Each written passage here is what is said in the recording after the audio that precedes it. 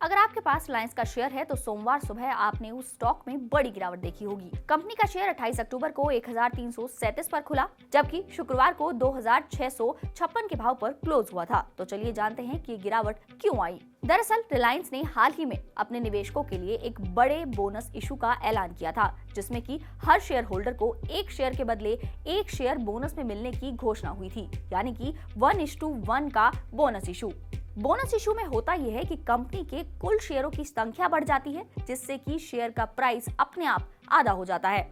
जैसे ही सोमवार सुबह जब रिलायंस के शेयर एक्स डेट पर आए तो इसके प्राइस में करीब 50% की कमी देखने को मिली। लेकिन घबराए नहीं, असल में गिरावट नहीं है, बल्कि शेयर का प्राइस एडजस्टमेंट है। यानी कि अगर आपके पास पहले से एक शेयर है रिलायंस का जिसकी कीमत 2655 रुपए थी, तो अब आपके पास 2 शेयर होंगे और हर शेयर की कीमत लगभग 1338 रुपए होगी, जिससे कि कुल वैल्यू में कोई अंतर नहीं आएगा।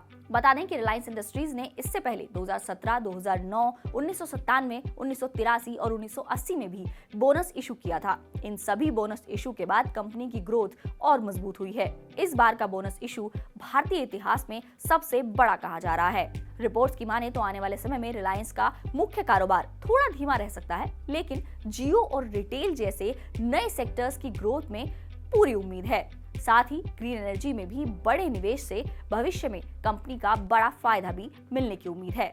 तो अगर आप सोमवार को अपने पोर्टफोलियो में रिलायंस के स्टॉक प्राइस को आधा देखकर परेशान हो गए हैं तो घबराए नहीं, ये सिर्फ बोनस इशू की वजह से प्राइस एडजस्टमेंट है और जल्द ही आपके पास भी बोनस इशू का शेयर आ जाएगा। और अगर फिर भी आपको कोई सवाल पूछने हैं तो आप हमें कमेंट करके हमारे कमेंट सेक्शन में अपना सवाल पोस्ट कर सकते हैं, हम उसका जवाब आप तक जरूर पहुंचाएंगे।